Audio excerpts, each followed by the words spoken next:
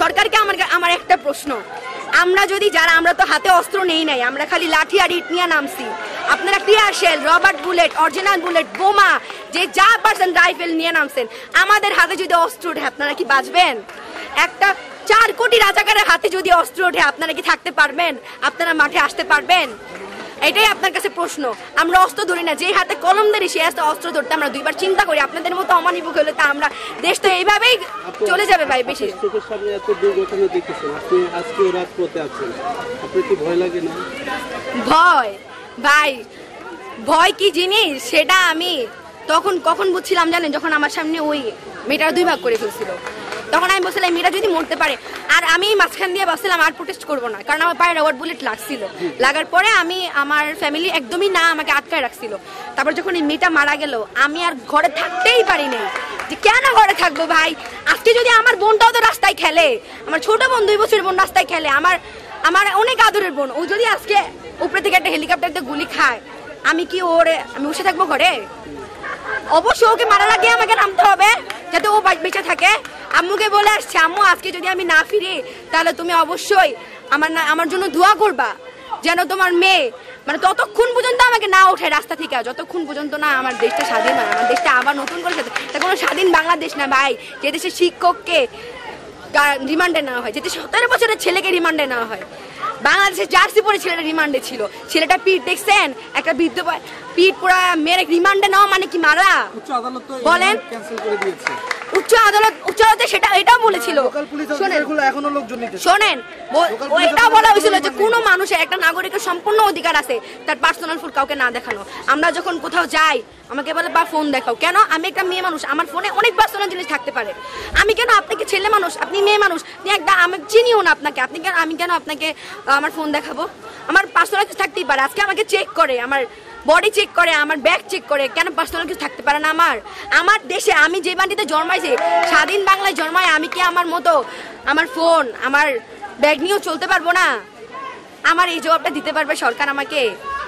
আর সবচেয়ে বড় কথা, আমাদের কিভাবে ভয় দেখায়। এখন কি করে, আমরা যখন 5-6টা ছেলে মেয়ে একসাথে থাকি, এরকম ভাবে একটু দেখাই, এরকম ভাবে পুলিশ এসে বলে এই চলো তো, এই সাইডে চলো, সাইডে চলে গিয়ে দেখি ও মা সাইডে মেরে গাড়ি ভিড়ে নিয়ে গেছে। মানে জানেন, কালকে তো আপনারা ছিলেন, কালকে ভাইয়া ছিল, কালকে পুলিশ গাড়ি বের করছিল না, ওদের তোলার জন্য গাড়ি বের করছিল না পুলিশ।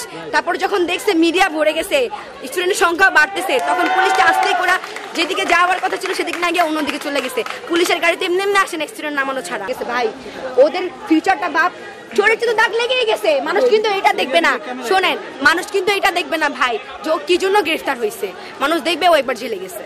হ্যাঁ, কেউ কিন্তু ব্যাকগ্রাউন্ড চেক করবে না যে ও কেন গেছে, ওর নির্দেশনা হয়েছিল। আচ্ছা গেছে, যেটা হয়ে গেছে সেটা তো আমরা ফিরে আনতে পারবো না, কিন্তু ওদেরকে ছাড়ে না কেন? ওদের সামনে পরীক্ষা, ওরা কি এই জেলখানা থাকার কথা ওদের? আমার এই কথাটা আমাকে শেখ হাসিনা জবাব দিতে পারবে। আমি ওনাকে মাননীয় শেখ হাসিনা বলতে আমার এখন বাজে। হ্যাঁ, স্বজন হারানোর বেদনা বুঝেন তো। ওর বাপ ছিল কম্বল চোর আর ও হচ্ছে ভোট চোর, বুঝছেন? এক কথায় বলি, আমার অবশ্যই ও যদি ভোট চোর না হয়, ওরে কয়বার আপনারা ভোট দিচ্ছেন? ওরে ভোট দিচ্ছেন? কয়জন বুকে হাত দিয়ে বলতে পারবে যে আজকে আমি শেখ হাসিনায় ভোট দিছি? ওরা আমরা একবার বসাইছি, আরো কত বছর ধরে বসে আছে।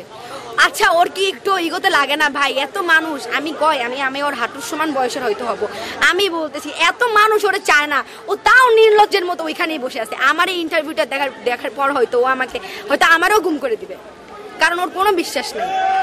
ওর পুরো ফ্যামিলি হচ্ছে একজন ব্রিটিশ, একজন আমেরিকান, একজন খ্রিস্টান, বলতে পারবে ওর কোনো বাঙালির সাথে সম্পর্ক। ও কি বলে, দেশটা আমার বাবা স্বাধীন করছে। আরে তোর বাপ তো স্বাধীন হওয়ার আগেই মরে গেছে, ওর তো আগেই রাজাকার মেরা লাইছে। 9 মাস তো আমরা স্বাধীন করলাম। আমার বাপ মা, হ্যাঁ ঠিক আছে, আমার বাপ মা কোনো মুক্তিযোদ্ধা না, আমার দাদা মুক্তিযোদ্ধা, আমার চাচাতো দাদা। যেভাবেই মারা যাক, আমার কথা শুনেন, কথা হইতেছে যে ওর বাবা যদি স্বাধীন করতো, ও আর কেউ স্বাধীন করে নাই। ও যে বলে ওর দেশ, আর যারা স্বাধীন করছে তারাও তো বলে দেশটা সবার ভাই, দেশটা কারো বাপের না। অবশ্যই না। আপনি কথাটা শুনতেছেন না? আমার 2 বছরের একটা ছোট বোন আছে, ছোট বোন, ও রাস্তায় খেলা করে, আর ওই মেয়েটা তো বারান্দায় থাইকা ওর মাথায় গুলি লাগছে, চোখে গুলি লাগছে। আমার বোন তো রাস্তায় খেলা করে, আমার বাসার ছাদের উপরে থেকে মুহূর্তে 10-12টা করে হেলিকপ্টার যায়। একটা হেলিকপ্টার যদি আমার 2 বছরের বোন, ওর যদি বুলেট লাগে কোথাও, ও তো ওখানেই মরে যাবে। ওরা যে নিয়ে ডাক্তারখানায় যাবো, আজকে আমার বোনটা আমার আপু আপু করে আসে, আমি এটা চিন্তা করছি যে ওই যে ছোট মেয়েটা ওটা যদি আমার বোন হইতো তাহলে আজকে আমার যে বোন হইতো যদি আমি কি বের হইতাম না বলেন। আমি কালকে একটা ভাইকে দেখলাম, ভাইয়া কাঁদতে কাঁদতে বলতেছে যে আমার ভাই মারা গেছে আপু, আমি ভাইয়ের জন্য শোক পালন না করে প্রোটেস্টে আসছি। একজনের ওয়াইফ মারা গেছে চট্টগ্রামে, নাম যেন কি কায়েম না ভাইয়াটার নাম কায়েম, ওয়াইফ মারা গেছে গুলি লাইগা। সে মেন্টালি কি পরিমাণ ভাবেন, উনি চাইল্ডহুড রিলেশন করে বিয়ে করছে উনি, আর ওনার ওয়াইফ গুলি রেখে চট্টগ্রাম মারা গেছে না কেন। আমার অনেক ভাই, আমার বড় ভাই মানে অনেক কাছের কেউ মারা যায় না, অনেক কাছের কেউ মারা গেলে হয়তো আমার ফ্যামিলিও নেমে যেত। আমার ফ্রেন্ড অনেকের গুলি লাগছে, আমার একটা ফ্রেন্ড মানে আমার 3টা ফ্রেন্ড ছিল, ফ্রেন্ড না বড় ভাই বলতে পারেন, কিন্তু অনেক আগে থেকে চিনি এই জন্য ফ্রেন্ড বলি। তো হচ্ছে আমার কলেজের বড় ভাই, ওরা যখন 18 তারিখ প্রোটেস্টে গেছে তো ওরা নাকি নর্মালি দাঁড়ায় আছে, ওরা প্রোটেস্টে নামেও নাই, তো হচ্ছে এমনি নর্মালি দাঁড়ায় আছে, তো ওর সাথে একজনকে গুলি করছে, গুলির সম্পূর্ণ রক্ত, ওর সাদা টি শার্ট ছিল, ওর গায়ে লাগছে, এত ভয় পেয়েছে ও তারপর থেকে আর প্রোটেস্টে নামে নাই, কারণ ও বাবা মার একমাত্র ছেলে। কোনো বাবা মা কি চায়? আমার এমনও হয়েছে, আমার ওই 18 তারিখ প্রোটেস্টের পরে আমার অনেক ফ্রেন্ডদের গ্রামে নিয়ে গেছে তার বাবা মা, নিতেই পারে এটা, কোনো বাবা মা চায় যে তার সন্তান মারা যাক, চায়।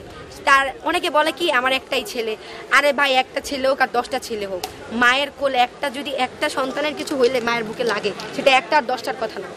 আর শেখ হাসিনা কান্না করে বলে যে আজকে হচ্ছে আমার কোল কি যেন কোল খালি, মায়ের বুক খালি, কি হইলে আমি কি বুঝি না, আমারও বাবা মারা গেছে, বুঝলে তুই ফায়ারের আদেশ কিভাবে দেস?